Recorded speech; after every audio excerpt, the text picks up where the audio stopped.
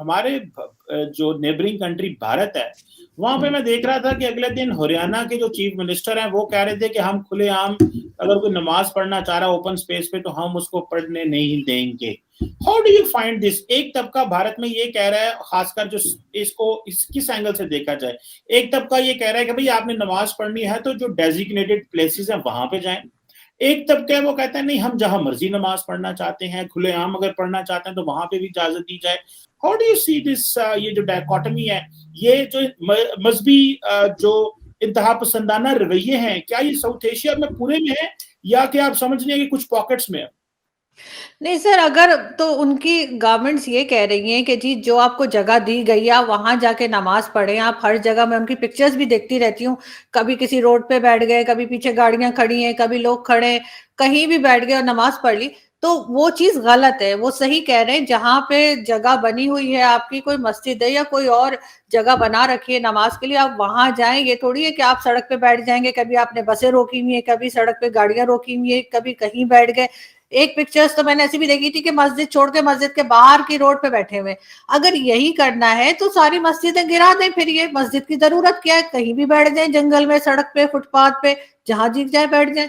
फिर इन्होंने वो जो मस्जिद बना रखी है उसको खत्म करके वहां पे कोई स्कूल बना दें, यूनिवर्सिटी बना दें, लाइब्रेरी बना दें, शॉपिंग मॉल बना दें, कुछ भी बना दें। फिर इन्होंने मस्जिद किस खुशी में बना के रखी है? लेकिन वही बात है ना कि हर जगह पे जो है वो हम विक्टिम कार्ड खेलने की कोशिश करते हैं। हम यहाँ पे भी कुछ हम गलत करेंगे, अगर दुनिया हमें जो है वो लान तान करेगी कि जी आप टेररिज्म कर रहे हैं, आप टेररिस्ट को सपोर्ट कर रहे हैं, चले टेररिज्म नहीं भी कर रहे, आप जो है गलत किस्म के लोगों को सपोर्ट कर रहे हैं, चाहे वो टीटीपी हो, चाहे वो टीएलपी हो, चाहे इसी तरह की दूसरी ऑर्गेनाइजेशन हो, चाहे अफगानिस्तान में तालिबान हो, तो आप कहते हैं नहीं जी ये तो इस्लामोफोबिया हो रहा है। और उसके बाद जब आप दूसरी तरफ देखते हैं कि वहां पे मुसलमान जो है वो चौड़ा होकर कहीं भी बैठ जाएगा, सड़क के ऊपर नमाज पढ़नी शुरू कर देगा, कभी किसी के मंदिर में घुस जाएंगे, वहां नमाज पढ़नी शुरू। भाई क्यों जा रहे हो मंदिर में या किसी और की इबादत गाह में आप नमाज पढ़ने के लिए? आपकी अपनी है, वहां पढ़े। इतना प्रॉब्लम है तो जाइए घर पे जाके पढ़ लीजिए। ऑफिस में मैंने तो मतलब नमाज से ज्यादा आसान चीज देखी नहीं इस्लाम में, जो आपको हर तरह से पढ़ने की इजाजत है। आप बैठ के भी पढ़ सकते हैं, आपकी तबीयत खराब है तो आप अगर लेते हैं तो आप इशारे से भी पढ़ सकते हैं। उसके लिए आप ऐसी चीजें रखी गई कि आप किसी को तंग ना करें। लेकिन हम जानबूझ के ऐसा करते हैं। ये साउथ एशियन मुस्लिम जो है, ये अपने आप को खुद ऐसा बनाया इन्होंने कि सब हमें जो है नापसंद करें। वरना बाकी दुनिया में भी तो मुसलमान रहते हैं, इतनी सारी इस्लामिक कंट्रीज है, कुवैत, कतर और पता नहीं क्या क्या। तो उनके मुस्लिम्स का तो हमने कभी ऐसा नहीं सुना कि वो, आपने कभी देखी कोई पिक्चर के वो पूरा वो जो तोप पहन के घूमते हैं कि वो कहीं पे बैठे हुए सड़क के ऊपर या कहीं मस्जिद के बाहर बैठे हुए? ये सारी नौटंकियां ना हिंदुस्तानी पाकिस्तानी मुसलमानों के अंदर ही है। दोस्तों, मैं हूं हरनाम सिंह और आप देख रहे हैं दिल्ली क्राइम टाइम्स। आपने देखा कि गुड़गांव में चल रहे प्रकरण के विषय में पाकिस्तानी मीडिया और पाकिस्तान के लोग क्या सोचते हैं। आइए अब आगे देखते हैं कि भारतीय नेताओं से पाकिस्तानी लोग किस तरह से थर्राते हैं, और यह भी देखते हैं कि पाकिस्तान की जनता भारत के विषय में क्या सोच रखती है।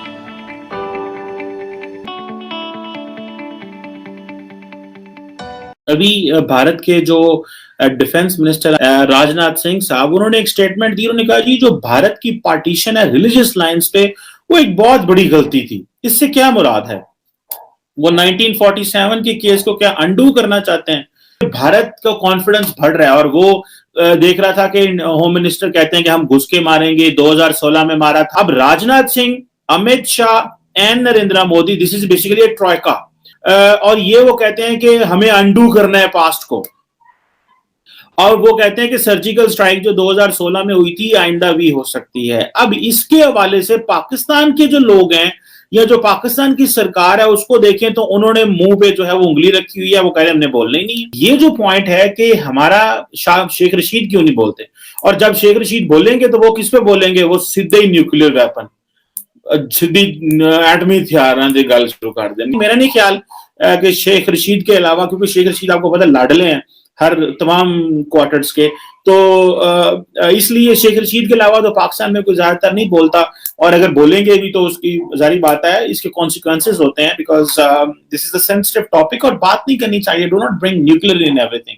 अच्छा, मेरा आपसे सवाल यह है कि हमारी नेबरिंग कंट्री जो है इंडिया, उनकी जो स्पेस एजेंसी है इसरो, उसने क्लेम किया है कि इंडिया जो है वो 2030 तक अपना प्राइवेट स्पेस स्टेशन जो है वो बना लेंगे।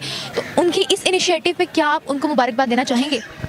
इंडिया अपने हिसाब से और अपने दिफा के लिहाज से, जिसमें उसका मेन डिफेंस सिस्टम जो है चाइना के से अपने आप को सिक्योर करना है, उस हिसाब से ये इसका सिस्टम बहुत अच्छा है। हमारा अब इस सिस्टम में कोई रोल नहीं है। हम तो इवन अपना लोकल जो है वो भी नहीं लॉन्च कर सके हैं, स्टारलेट जो है, और इस सिस्टम में हम कहीं भी मैच नहीं करते और उसे कहीं भी फॉलो नहीं कर सकते, पकड़ भी नहीं सकते। हमारा उनसे कोई मुकाबला नहीं है। उनका एम है कि वो आने वाले दिनों में थर्ड और सेकंड सुपर पावर बनना चाह रहे हैं। हम अभी भी अपने सर्वाइवल की जंग लड़ रहे हैं। काम के हिसाब से देखा तो जाहिर सी बात है फिर इंडिया ही आगे आता है, क्योंकि अभी भी रिसेंटली जो हमने न्यूज़ पढ़ी है उसमें ट्विटर के ही किसी को उसको इंडिया का वो CEO बनाया गया है। आपको क्या लगता है कि इन फ्यूचर पाकिस्तान भी कोई इस तरह का इनिशिएटिव ले पाएगा या नहीं? क्या पाकिस्तान भी अपनी प्राइवेट स्पेस एजेंसी जो है, स्पेस स्टेशन जो है बना पाएगा? मेरा ख्याल है कि हमारा सिर्फ इंटरेस्ट ही नहीं है, क्योंकि हम लोग डिपेंडेंट हैं चाइना के। हम जो चीज़ भी चाहते हैं वो हमें चाइना से बनी बनाई मिल जाती है। ठीक है, कौमें तरक्की वही करती हैं जो अपने लिमिटेड से रिसोर्सेज में आगे निकलने का एम रखती हैं। हमारा एम है ही नहीं। हम ये चाहते हैं कि अच्छा हमें ये चीज़ चाहिए, अच्छा हम ये चाइना से मांग लेंगे, हमें ये चीज़ चाहिए, हम ये UK से मांग लेंगे। जब हमारा कॉन्सेप्ट ही यही है कि हमने चीज़ पैसे दे के ले लेनी है, तो हम इनिशिएटिव्स की अभी हम इस सिस्टम के बुनियाद भी नहीं रख सकते। जो हमारी इक्तसादी हालत है, हमारे पास तो इस वक्त खाने पीने की चीज़ें इंपोर्ट करने के पैसे नहीं है, फॉरेन एक्सचेंज, तो हम ये सिस्टम कहाँ से लॉन्च करेंगे? इंडिया जो इस वक्त क्लेम किया है ये सबसे बड़ी इन्वेस्टमेंट है हिस्ट्री की। आपको क्या लगता है हम इन्वेस्टमेंट इतनी कि चलो इससे आधी भी हम कर पाएंगे या नहीं? हम इनसे अगर वो 100 गुना कर रहे हैं तो हम 1 गुना भी नहीं कर पाएंगे, क्योंकि हमारे पास कोई ऐसे रिजर्व फंड नहीं है। हमारे यहाँ तो 15 दिन का आपके पास इंपोर्ट करने के पैसे नहीं है, तो हम कहाँ से पैसे में रख पाएंगे? 1% भी पैसे नहीं हम कर सकते, इवन 0.1% भी नहीं। ठीक है, अमेरिका ने अभी तक अपना जो है प्राइवेट स्पेस स्टेशन अभी तक नहीं बनाया। इंडिया जो है, इंडिया की बिगेस्ट इन्वेस्टमेंट हो रही है इस प्रोजेक्ट में। ठीक है, तो आपको क्या लगता है अगर पाकिस्तान इस तरह का कोई प्रोजेक्ट शुरू करेगा तो वो इतनी इन्वेस्टमेंट इस प्रोजेक्ट में कर पाएगा या नहीं? मेरा ख्याल है नहीं कर पाएगा। और ऐसा देखें, कोई भी चीज़ तख्लीक होती है जब उसके लिए पहले सोच डेवलप की जाती है। हमारे यहाँ ऐसी सोच ही नहीं है। अच्छा, ये इतनी बड़ी इन्वेस्टमेंट कर रहे हैं, क्या वजह लगती है आपको हर चीज़ में इंडिया इंडिया इंडिया इंडिया आगे निकली जा रहा है? क्या वजूहात लगती हैं आपको? हम लोग इतना पीछे क्यों हैं? ये हमारी गवर्नमेंट को सोचना चाहिए। आपको क्या रीज़न लगती है? गवर्नमेंट को तो सोचना ही चाहिए।